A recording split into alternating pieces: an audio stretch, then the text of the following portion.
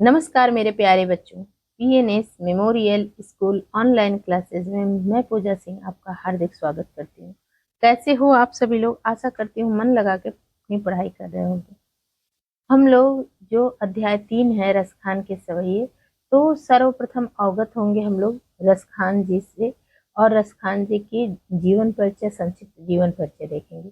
तो चलिए पहले हम लोग देखते हैं क्या है। रसखान सगुण काव्यधारा की कृष्ण भक्ति शाखा के कवि थे। तो आप लोग के मन में प्रश्न उठना चाहिए कि सगुण काव्यधारा क्या होता है। ठीक, क्या आप लोग के मन में प्रश्न उठना चाहिए कि सगुण काव्यधारा क्या होता है और कृष्ण भक्ति शाखा।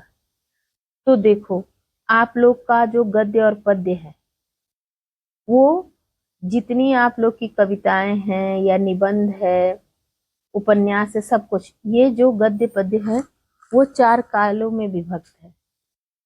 एक आदिकाल, फिर आपका भक्ति काल, रीति काल, आधुनिक काल। तो ये रसखान जी ये आपके भक्ति काल के कवि हैं। किस काल के हैं? भक्ति काल के। अब भक्ति काल में सूरदास जी, तुलसीदास, मीराबाई, ये लोग भक्ति काल के हैं, ठीक ना।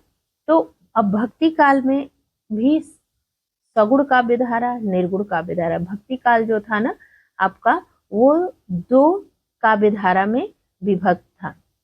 भक्ति काल 2 काव्यधारा में विभक्त था, एक सगुण एक निर्गुण। तो सगुण में भी जो कृष्ण उपासक था वो कृष्ण भक्ति शाखा का हुआ, जो राम जी का उपासक था वो राम भक्ति शाखा में विभाजित। तो 2 तरह का। तो ये किस भक्ति शाखा के थे? कृष्ण भक्ति शाखा। ठीक, तो इनका वास्तविक नाम सैयद इब्राहिम था। ये दिल्ली के पठान सरदार कहे जाते हैं। कुछ विद्वान इन्हें पिहानी का निवासी मानते हैं, किंतु इस विषय में कोई प्रबल प्रमाण उपलब्ध नहीं है। वैसे रसखान किसी बादशाह के वंशज थे, ऐसा प्रेम वाटिका की अधोलिखित पंक्तियों से स्पष्ट है। क्या पंक्ति है? देख गदर हित साहिबी दिल्ली नगर मसान, छीन ही बादशाह वंश की ठसक छोरी रसखान। तो अब देखो इनके जन्म के बारे में क्या है कि इनके जन्म के संबंध में भी मतभेद है। कुछ विद्वान इनका जन्म 1533 ईस्वी मानते हैं, किंतु मिश्र बंधु ने 1548 ईस्वी में माना है। तो आप लोग क्या याद करोगे कि 1533 याद कर लो कि इनका जन्म 1533 ईस्वी में हुआ है। ठीक, अब आप लोग याद करो कि इनका जन्म दिल्ली में हुआ था। ये गुसाई विट्ठलनाथ के शिष्य थे। किसके शिष्य थे? विट्ठलनाथ के। इनका उपनाम रसखान, यथा नाम तथा गुण, मतलब जैसा इनका नाम था रस खान, यानी रसों के खान थे। इनकी कविताओं में भी आपको भक्ति, श्रृंगार रस, ये सब मिलेगा, ठीक ना। यथा नाम तथा गुण पर आधारित था, क्योंकि इनके एक एक सवैया वास्तव में रस के खान है। और सन 1618 ईस्वी के लगभग इनकी मृत्यु कब हुई इनकी? 1618, जन्म 1533 ईस्वी। अब याद कर लीजिए आप लोग कि रसखान आरंभ से ही, रसखान जी जो थे आरंभ से ही बड़े प्रेमी व्यक्ति थे। इनका लौकिक प्रेम जो भगवान कृष्ण के प्रति अलौकिक प्रेम भाव में परिवर्तित हो गया था। ये जितना कृष्ण के रूप सौंदर्य पर मुग्ध थे, उतना ही उनकी लीला भूमि ब्रज के प्राकृतिक सौंदर्य पर भी थी। अब देखो आप लोग कि उतना ही ये ब्रज की जो भूमि है ना, उसके प्रति भी इनका प्रेम उतना ही ज्यादा था। कृष्ण के प्रति इनके प्रेम भाव में बड़ी बड़ी तीव्रता, गहनता और आवेशपूर्ण तन्मयता मिलती है। इसी कारण इनकी रचनाएं हृदय पर मार्मिक प्रभाव डालती हैं। अपनी भाव प्रबलता और सरलता के कारण इनकी रचनाएं जो हैं बड़ी लोकप्रिय हुई। इनकी 4 प्रसिद्ध पुस्तकें हैं। कौन कौन सी? सुजान रसखान, प्रेम वाटिका, बाल लीला, अष्टयाम। ये याद कर लीजिए, आप लोग का नंबर पक्का हो जाएगा। सुजान रसखान, प्रेम वाटिका, बाल लीला, अष्टयाम। ठीक, सुजान रसखान की रचना कवित्त और सवैया छंदों में हुई है। सुजान रसखान जो है वो कवित्त में और सवैया छंदों में हुई। प्रेम वाटिका की दोहा छंद में इन्होंने किया। छंद आप लोग पढ़े हैं। सभी लोग छंद पढ़े हैं, ठीक ना। तो सुजान रसखान में भक्ति और प्रेम विषयक मुक्तक काव्य है तथा इसमें 139 भावपूर्ण छंद है। प्रेम वाटिका में 25 दोहों के प्रेम के स्वरूप का काव्यात्मक वर्णन है। अन्य कृष्ण भक्त कवियों की भांति इन्होंने परंपरागत पद शैली का अनुसरण नहीं किया है। इनकी मुक्तक छंद शैली की परंपरा रीतिकाल पर तक चलती रही। अब इनकी भाषा देख लीजिए आप लोग की भाषा ने ब्रज भाषा, मतलब ये भाषा में इन लोग इनके लिखोगे रसखान ने ब्रज भाषा में काव्य रचना की है। किसमें की है? ब्रज भाषा में। इनकी मधुर भाषा मधुर एवं सरस है। उसका स्वाभाविक प्रभाव ही इनके काव्य को आकर्षक बना देता है। इन्होंने कहीं कहीं पर यमक तथा अनुप्रास आदि अलंकारों का प्रयोग किया है, जिससे भाषा सौंदर्य के साथ भाव सौंदर्य की भी वृद्धि हुई है। भाषा में प्रसाद गुण की अधिकता है और सर्वत्र ही सरल सुमधुर सरस प्रवाह में व भाव गांधीर्य युक्त भाषा के दर्शन होते हैं। इनकी शैली अत्यंत सरल और प्रभावोत्पादक है। रसखान के समय में गीत पद्धति का प्रचलन था। गीत छंद शास्त्र के बंधनों से मुक्त होता है और इस कारण रसखान ने अपने भाव प्रकट करने के लिए कवित्व सवैया और दोहा छंदों का प्रयोग किया है। रसखान ने मतज्ञ सवैयक और मनहरण, मतलब ये दोनों मनहरण सवैये मन को हर लेने वाले कवित्व लिखे हैं। उन्होंने कवित्व और सवैये शैली को पुनः जीवित किया। अब हम लोग जो सबसे महत्वपूर्ण चीज है, जब भी आप लोग के एग्जाम में आएगा इनका जीवन परिचय, तो सर्वप्रथम आप लोग क्या बना लोगे? एक फ्लो चार्ट। इसको बोलते हैं फ्लो चार्ट। सब लोग ध्यान से सुन लो। फ्लो चार्ट सभी लोग बना लेना और ऊपर लिख देना कवि एक संक्षिप्त परिचय, और जो भी है जैसे रसखान तो ऊपर रसखान मोटी पेन स्केच पेन से आप लोग कर देना, ठीक है। उसके बाद जन्म क्या लिखोगे? 1533 ईस्वी, जन्म स्थान दिल्ली, और कुछ लोग पिहानी हरदोई भी मानते हैं। आप लोग को जो याद रहेगा दिल्ली ही लिख लेना। गुरु गोसाई विठलनाथ, रस भक्ति और श्रृंगार। वास्तविक नाम इनका सैयद इब्राहिम, मृत्यु इनकी 1618 ईस्वी लिख लेना। प्रमुख रचनाएं सुजान रसखान, मेरे साथ ही बोलो सब लोग, सुजान रसखान, प्रेम वाटिका, बाल लीला, अष्टयाम। और भाषा ब्रज, शैली मुक्तक, सरल एवं परमार्जित। इतना लिखते ही जब आप लोग ये लिख दोगे पहले ही फ्लो चार्ट बना के, तो एग्जामिनर आप लोग को नंबर दे देगा, ठीक। चलिए अब हम लोग रसखान जी के सवैये को देख लेते हैं। आप लोग को पहले शब्द अर्थ मैं करा चुकी हूँ। इसको पढ़ने के पहले वो कॉपी भी खोल लीजिएगा, साथ में रखिएगा कि जहां भी जो अर्थ नहीं समझ में आएगा वो आप लोग कर लोगे, ठीक ना। अब देखो, मानुष हो तो वही रस खानी, बसो ब्रज गोकुल गाँव के ग्वारन। जो पशु हो तो कहाँ बस मेरो, चरौ नित नंद की धेनु मझारन। पाहन हो तो वही गिरि को, जो धर्यो कर छत्र पुरंदर धारन। जो खग हो तो बसेरो करो, मिली कालिंदी कूल कदम्ब की डारन। अब इसका हम लोग भाव समझते हैं। अब यहाँ पर रसखान जी ना कह, यहाँ पुनर्जन्म की बात हुई। किसकी बात हुई है? पुनर्जन्म की। तो बोल रहे हैं क्या रसखान जी की, अगर मैं अगले जन्म में मानुष हूँ, मतलब मनुष्य हूँ, जो अभी हम लोग हैं मनुष्य हूँ, तो वही रसखान बसों ब्रज गोकुल, मतलब कहाँ पर मैं बसूं? ब्रज में, गोकुल गांव के ग्वारन के साथ, ठीक है, ग्वाल बाल बनूं। और जो पशु, अगर पशु हो अगले जन्म में, मतलब मृत्यु होने के बाद फिर पुनर्जन्म की बात कर रहे हैं, तो अगर मनुष्य हो तो कहाँ बसूं? ब्रज में, ठीक है। वो जो गोकुल गांव है उसमें भी ग्वाल बनूं, जो कृष्ण के साथ खेले कूदे हैं वो ग्वाले बनूं, वो ग्वाला बनूं, ठीक है, मनुष्य अगर हो तो। आज जो पशु हो तो, अगर पशु हो तो कहाँ बस मेरो, और पशु होने पे तो बस नहीं है मेरा कि क्या मैं करूंगा। तो लेकिन क्या हूं? अगर पशु हो तो चरु नित, नित मतलब रोज, नंद की धेनु मजा, नंद की जो धेनु है गाय, उनके मध्य में, उनके गांव गायों के बीच में मैं क्या करूं कि चरूं। ठीक है। अब पाहन हो तो वही गिरी को, अगर पाहन पत्थर हो तो वही गिरी, कौन सा गिरी, जो गिरी पर्वत को श्री कृष्ण भगवान ने धारण किया था अपने जो छोटी उंगली पे धारण किया था ना कृष्ण भगवान ने, तो वही पत्थर बनो जो धर्यो कर छत्र पुरंदर धारण। अब देखो एक एक शब्द का अर्थ आप लोग समझ लो। मानुष मतलब मनुष्य, मानुष मतलब क्या होता है, मनुष्य।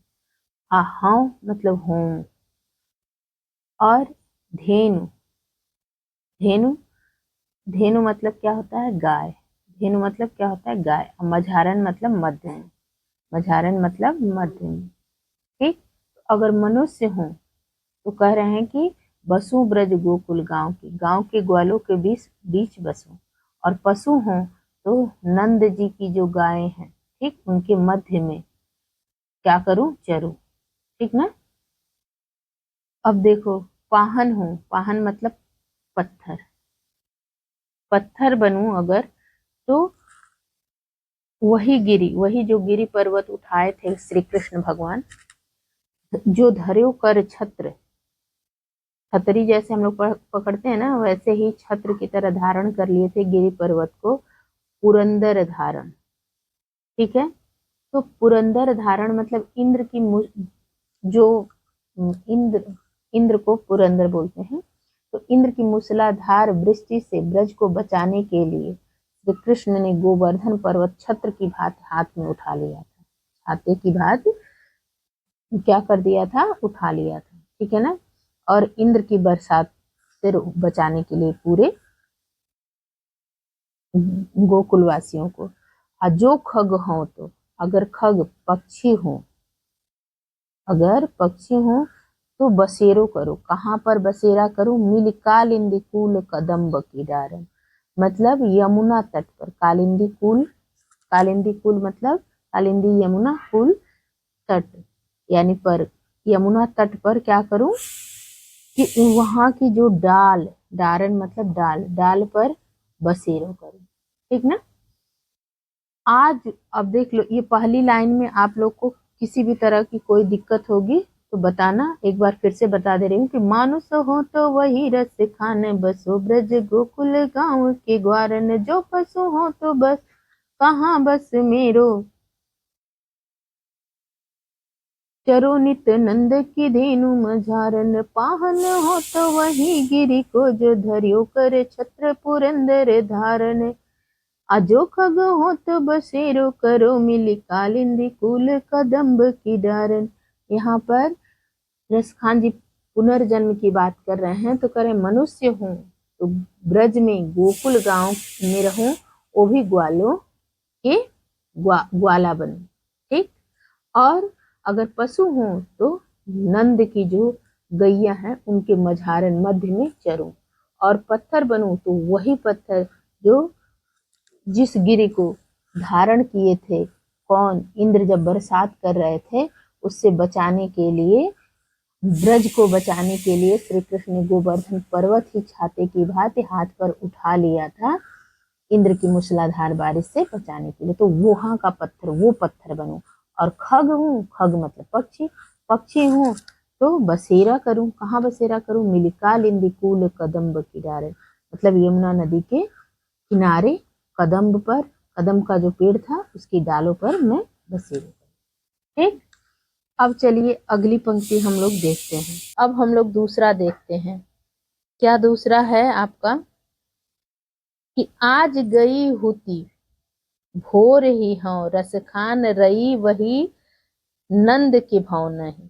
अब देखो हुती मतलब थी, अब यहाँ कौन कह रहा है, आज गई हुती भोर ही हूँ, भोर मतलब प्रातः काल, हाँ मतलब मैं, हाँ मतलब मैं। ठीक ना। और रई बही मतलब प्रेम में डूब गई, रई बही मतलब प्रेम में डूब गई, भाव नहीं मतलब भवन में। आवा को लिख लो उसका, यानी यशोदा का, यशोदा का जुग युग, ढिठौनो मतलब काला टीका बच्चों को देते हैं ना, काजल लगा के फिर टीका देते हैं। हमेलन एक सोने का एक आभूषण होता है, गले में पहनते हैं। ठीक, आप लोग अपनी अपनी दादी लोग से पूछोगे ना तो पता चलेगा। निहारना मतलब देखना, बारत मतलब न्यौछावर करना। ठीक है, जैसे आप लोग पैसा लेके ऐसे किसी के ऊपर ऐसे न्यौछावर करके, न्यौछावर बोलते हैं उसको। और ओइछना आप लोग भोजपुरी में बोलोगे, वही चीज है न्यौछावर करना। ठीक है, अब पुचकारत मतलब पुचकार रहे हैं, छौनो मतलब पुत्र। तो देखो, आज गई हुती भोर ही हो, रस खान रही बही नंद की भवना। नंद के भवन में गई तो कौन गया? एक गोपी कह रही है, एक गोपी दूसरी गोपी से क्या कह रही है कि मैं नंद के भवन गई थी। तो वहां पर क्या हो रहा है? सुबह सुबह मतलब आज गई होती भोर मतलब प्रातः काल में गई थी। तो प्रातः काल जब गई तो यशोदा जी क्या श्री कृष्ण के प्रेम में मग्न थी। ठीक ना, नंद के भवन, नंद के घर गई जब, तो उन जो उनकी कामना थी, क्या कामना थी? विवाह को जियो। उनका जो लाल है वो लाख करोड़, मतलब कितने साल? लाख करोड़ साल जिए। ठीक ना, जसोमति को सुख जात, और जो यशोदा माता है उनका सुख कहा नहीं जा सकता, उनको कितना सुख है। क्यों? क्योंकि उनका सुख अवर्णनीय है। मतलब वो क्या कर रही थी? देखो, जसोमति को सुख जात कहो नहीं, यशोदा माता का सुख कहा नहीं जा सकता, कितना उनको सुख है। क्यों? क्योंकि तेल लगाई लगाई के अंजन, तेल लगा रही हैं इसको, श्री कृष्ण भगवान को। और लगाई के अंजन, अंजन आंखों में काजल लगा रही हैं, भौहें बना रही हैं, और काला डिठौने मतलब काला टीका, काला टीका दे रही हैं। डारी हमेलन, गले में क्या डाल रही हैं? हार हुमेल होता है ना, तो हार नीचे की तरह, वो गले में एकदम चिपका हुआ हमेल होता है। तो हमेल और हार पहना रही हैं। निहारत, निहारत मतलब देख रही हैं उनको। अवारत, वो क्या कर रही हैं? ऐसे, अब छोटे बच्चों को ना करते हैं ऐसे। तो पुचकारत छौने, छौने मतलब पुत्र, अपने पुत्र को। तो वो सुख जो उनको मिल रहा है उसको कहा नहीं जा सकता। एक बार फिर से सुन लो आप लोग कि आज गई होती भोर ही हूँ। ठीक, तो वो एक गोपी थी, मतलब होती मतलब थी होता है, अब भोर मतलब जानते हो प्रातः। तो एक गोपी दूसरे गोपी से कह रही है कि आज सुबह प्रातः काल गई, तो हे सखी, आज प्रातः काल जब मैं गई तो श्री कृष्ण के प्रेम में मग्न हुई नंद जी के घर गई थी सुबह सुबह। और मेरी कामना है, मेरी इच्छा है, ठीक ना, कि उनका लाल जो है लाख करोड़ साल जिए। कितने साल जिए? लाख करोड़ साल जिए। जसमति को सुख जात कहो नहीं।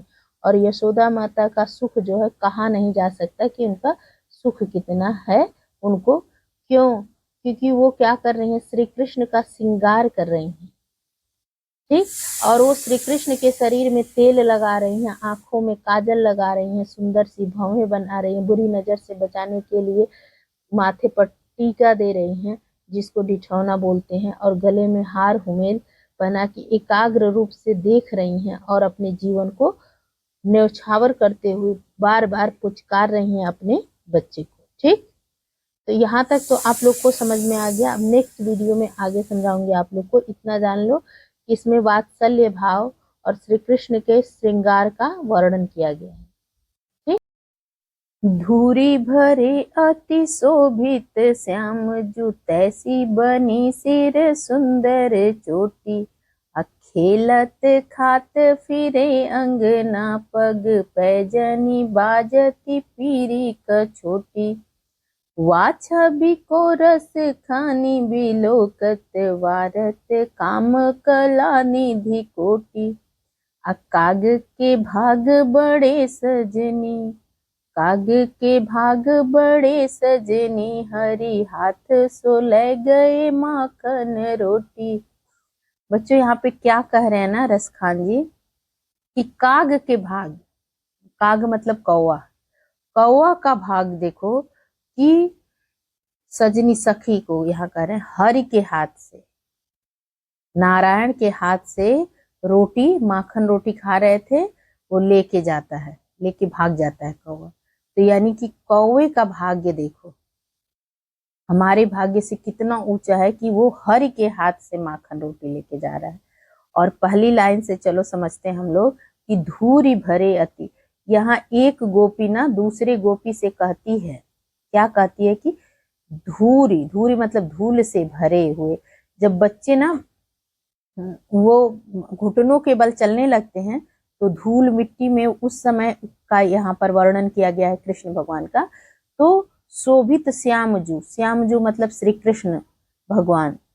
तो यहाँ पर श्री कृष्ण चंद्र जी के बारे में कहा जा रहा है कि वो धूल से भरे हुए अति शोभित, शोभायमान हो रहे हैं, सुंदर प्रतीत हो रहे हैं। तैसी बनी सिर सुंदर चोटी, बनी मतलब सुशोभित, उनकी जो चोटी बनी हुई है सिर पे वो भी बहुत सुशोभित है। देखोगे आप लोग ना 6 से 8 9 महीने के बच्चे रहते, सुंदर सुंदर चोटी बना दो, काजल लगा दो, टीका लगा दो, बहुत ही सुंदर लगते हैं। वैसे ही श्री कृष्ण भगवान तो 16 कलाओं से परिपूर्ण थे, वो अति अति सुंदर थे। तो उनकी सुंदरता का तो कोई भी वर्णन ही नहीं कर सकता। लेकिन यहाँ पर क्या कह रहे हैं कि उनकी जो सुंदर चोटी बनी है, वो यहाँ पर बनी, बनना नहीं, बनी मतलब सुशोभित होना। बनी मतलब क्या लिख लो आप लोग, सुशोभित होना, सुशोभित होना।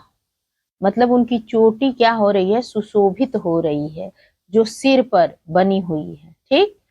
और खेलत खात फिरे अंगना, खेल रहे हैं, धूल से भरे हुए हैं, खेल रहे हैं और माखन रोटी खा रहे हैं। फिरे अंगना मतलब आंगन में घूम फिर कर, ऐसे आंगन बना रहता है ना, तो इधर खेल के इधर, ऐसे चारों तरफ वो खेल खेल के घूम फिर रहे हैं। ठीक। पग पैजनी, पग मतलब पैर में, पैजनी मतलब पायल, बाजत बज रही है पीरी कछौटी। और क्या पहने हैं, पीला कच्छा पहने हुए हैं। जो कच्छा होता है वो पीले कलर के पहने हुए हैं। वा छवि को मतलब उनकी उस छवि को, उस रूप को देख कर रसखान जी बोल रहे हैं बिलोकत, बिलोकत मतलब देखना। अवारत काम कला निधि कोटि मतलब न्यौछावर है काम देव कला निधि, 16 कलाओं से परिपूर्ण। कोटि, कोटि मतलब होता है ना कोटि, कोटि मतलब 1000 बार न्यौछावर है। क्या चीज, बार बार मतलब आपको,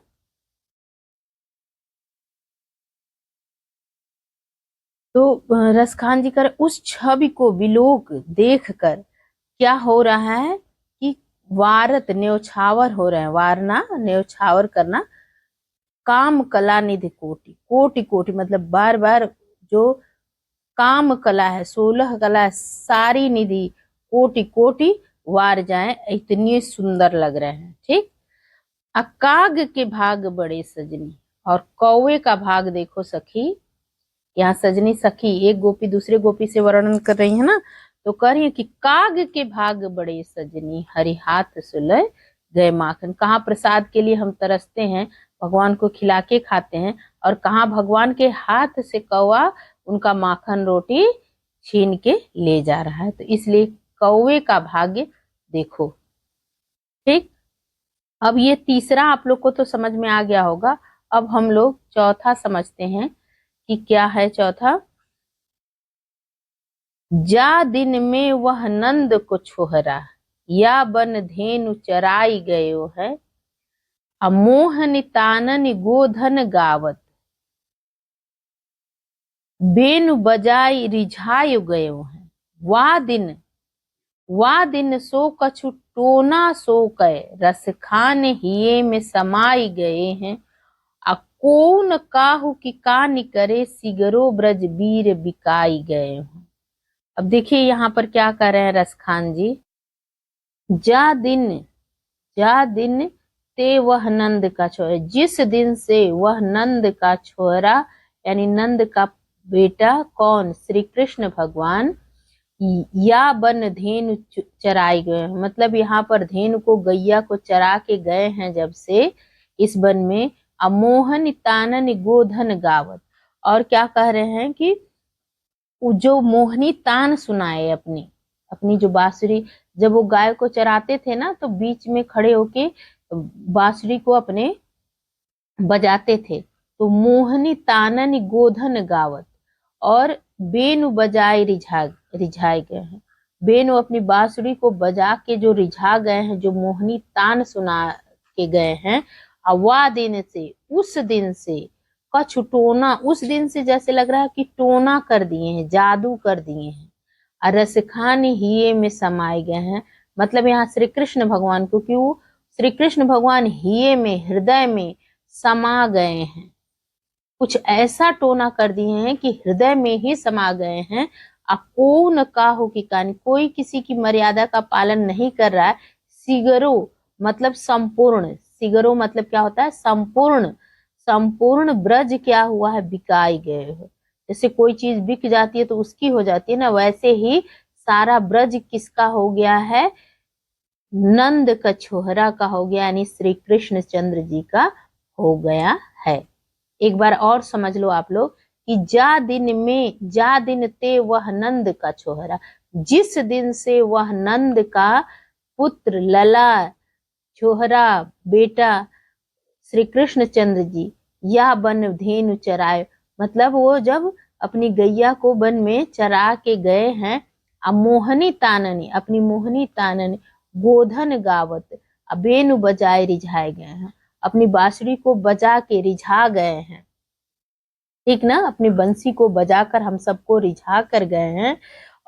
और वो जो गायों को चराने गए थे वन में, वहां पर बेनु बजाए हैं, बंसी बजाकर रिझा गए हैं।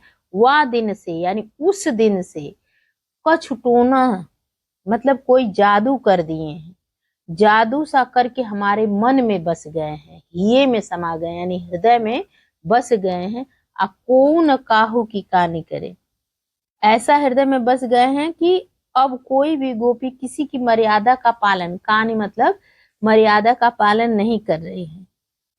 ठीक, सारा लज्जा संकोच त्याग करके कोई भी काम करती रहती थी। कोई काजल लगाता था, वैसे ही बांसुरी की धुन वो काजल लगाते ही पहुंच जाता था, पहुंच जाती थी गोपियां।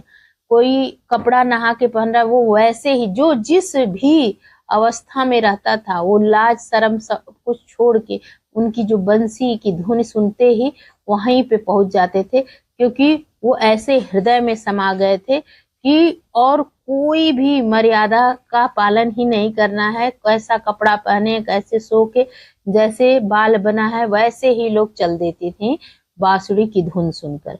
सिगरो संपूर्ण ब्रज क्या है, बिकाई गए हो है। ठीक, सिगरो ब्रज वीर बिकाई गए हो है।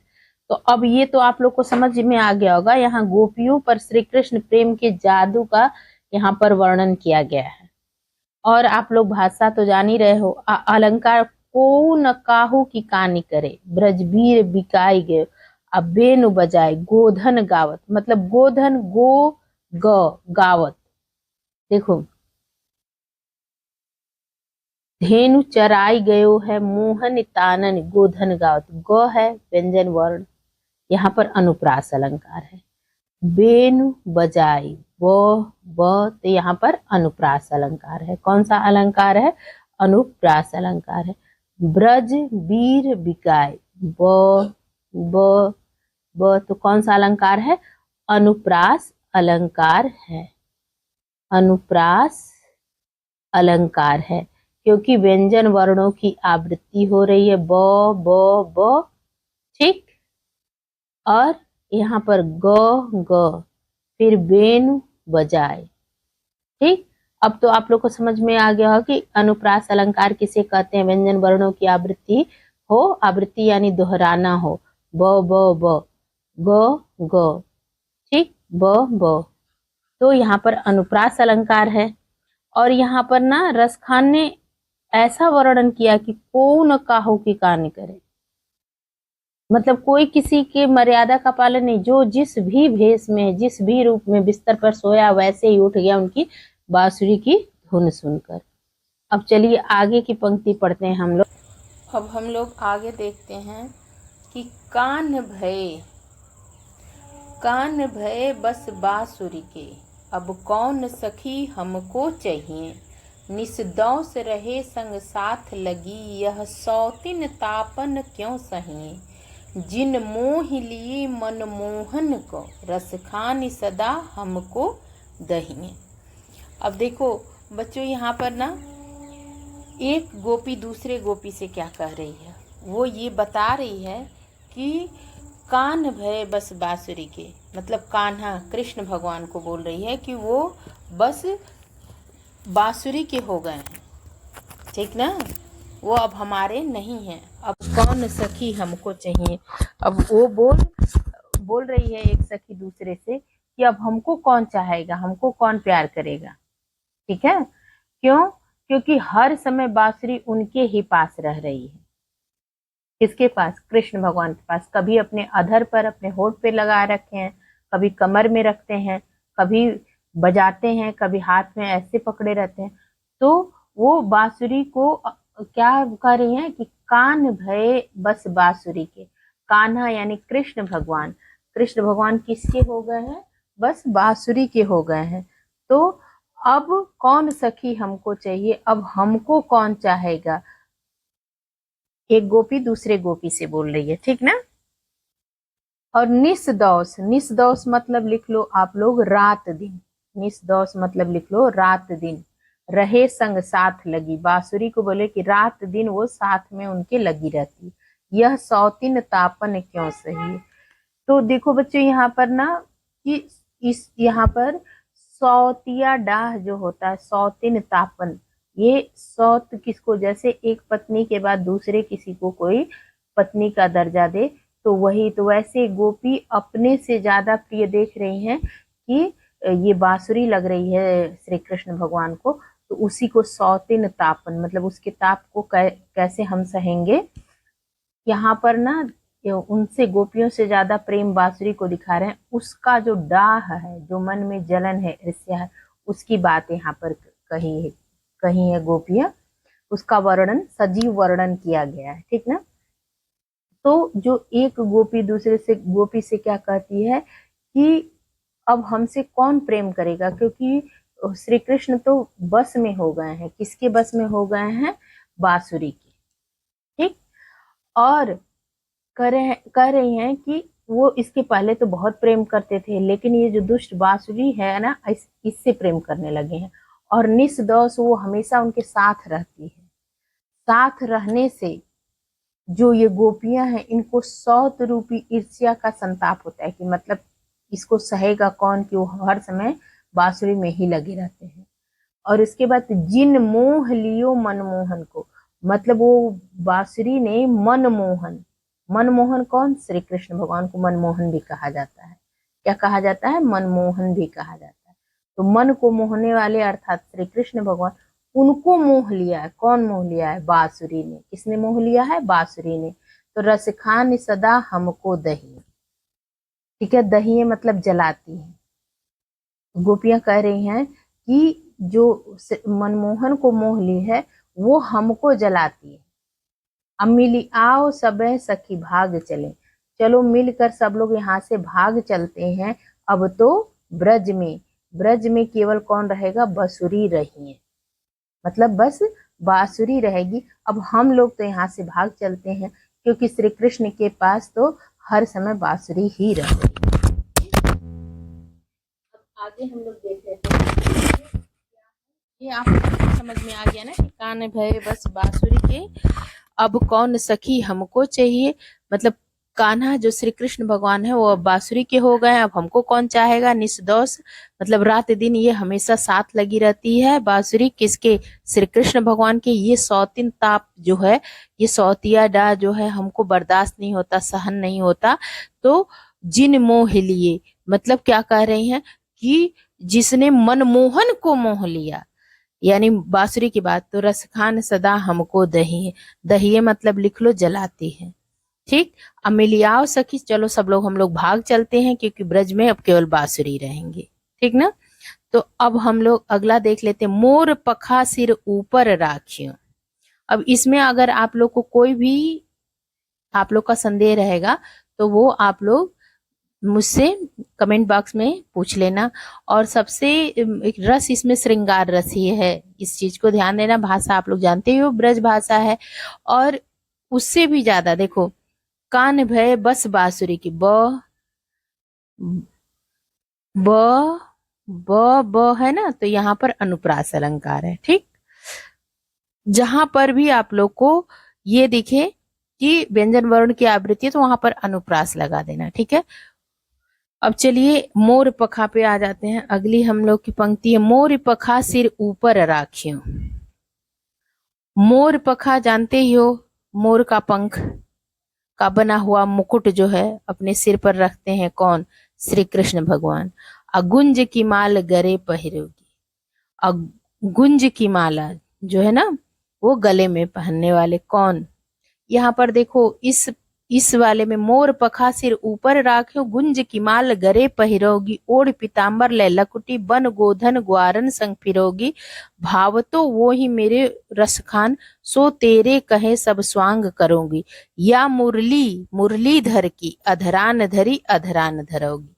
अब देखो इसमें आप लोग को क्या कहा गया है कि कृष्ण के वियोग में व्याकुल गोपियां जो हैं, ठीक ना, वो गोपियों की मनोदशा का यहाँ पर वर्णन किया गया। कृष्ण प्रेम में मग्न गोपियां कृष्ण का वेश धारण करके अपने हृदय को सांत्वना दे रही हैं। अब इसमें एक गोपी जो है ना, दूसरी सखी से कहती कि हे सखी, मैं तुम्हारे कहने से अपने सिर पर मोर के पंखों से बना मुकुट धारण कर लूंगी, गले में गुंजा की माला पहन लूंगी, कृष्ण की तरह पीले वस्त्र पहन लूंगी, और हाथ में लाठी लिए हुए ग्वालों के साथ गायों को चराती हुई वन वन घूमती रहूंगी। ये सभी कार्य मुझे अच्छे लगते हैं, और तेरे कहने से मैं कृष्ण के सभी वेश भी धारण कर लूंगी, परंतु उनके होठों पर रखी हुई बांसुरी का अपने होठों पर स्पर्श नहीं करूंगी। क्यों?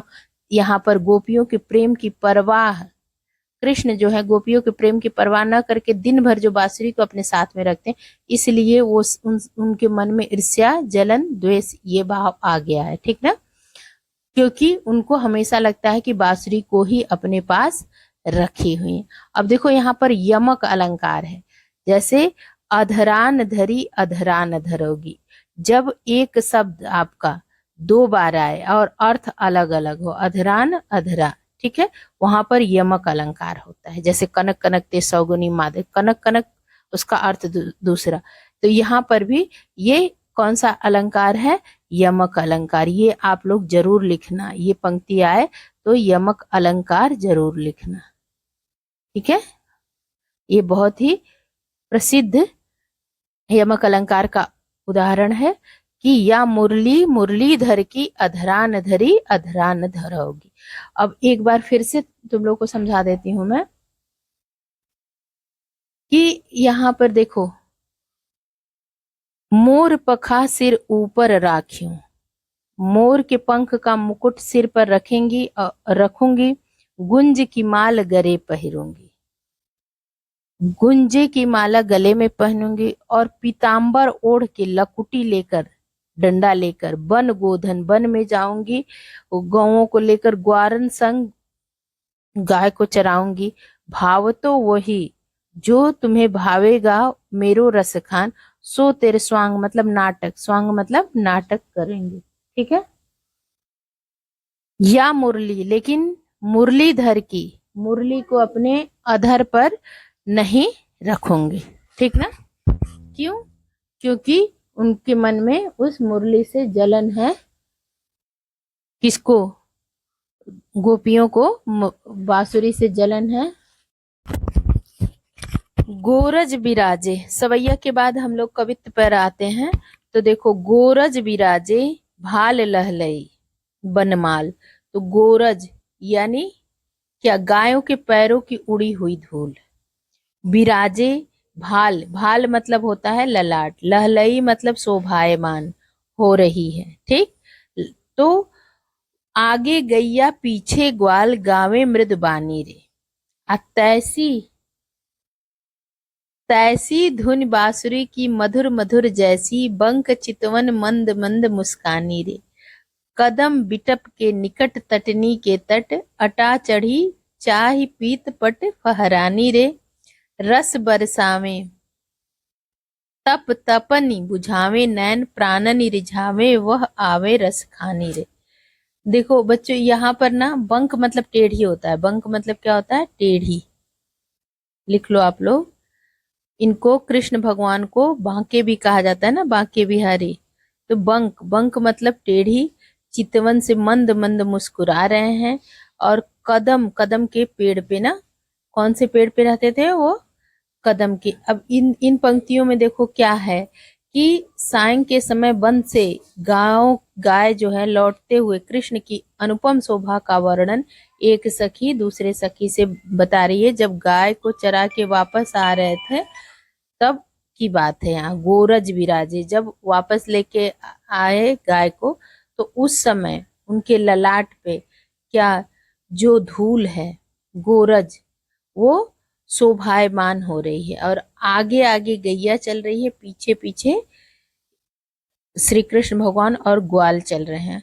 मृदुबानी रे तैसी धुन बांसुरी की मधुर मधुर जैसी बंक चितवन मंद मंद मुस्कानी रे। और वो तटनी के तट मतलब वहां उसके किनारे, नदी के किनारे वो क्या कर रही हैं? खड़ी होके देख रही हैं। कौन? गोपी। ठीक है। वो कदम के वृक्ष के पास जो यमुना नदी के किनारे खड़े कृष्ण के पीले वस्त्र का फहराना अटा चढ़ी चाहे पीत पट फहरानी रे। पीतांबर जो है पीला, वो फहरा रहा है, उड़ रहा है। ठीक। उसके बाद रस बरसावे तप तपनी बुझावे नैन। उसको देखकर, ठीक है, जब वो अटारी चढ़कर देख रही हैं, कर रही हैं, तुम भी देख लो, तो रस की खान वह श्री कृष्ण चारों ओर सौंदर्य और प्रेम की रस बरसा रहे हैं। प्रेम की वर्षा कर रहे हैं चारों तरफ। ठीक है। और शरीर, और वो जो प्रेम की वर्षा कर रहे हैं उससे क्या हो रहा है? प्राणन रिझावे वह आवे रस खाने। जब वो आ रहे हैं श्री कृष्ण भगवान, तो प्रेम की वर्षा करके मन की जलन को क्या कर रहे हैं? शांत कर रहे हैं।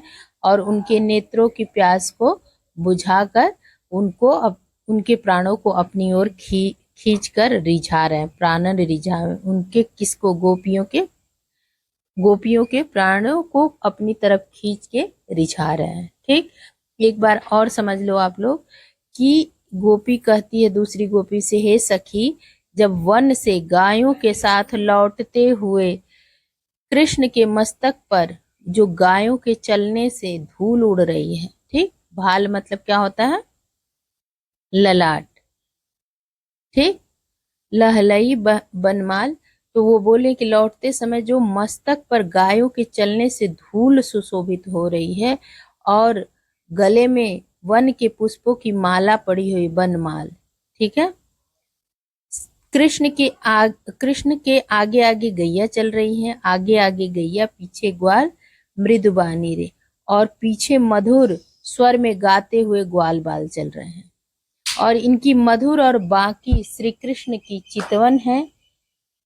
और उनकी जो उतनी ही बाकी उनकी धीमी धीमी मुस्कान है, जो मधुर मधुर मुस्कान है, मंद मंद, वो भी उतनी ही प्यारी है, उतनी ही मधुर है। ठीक।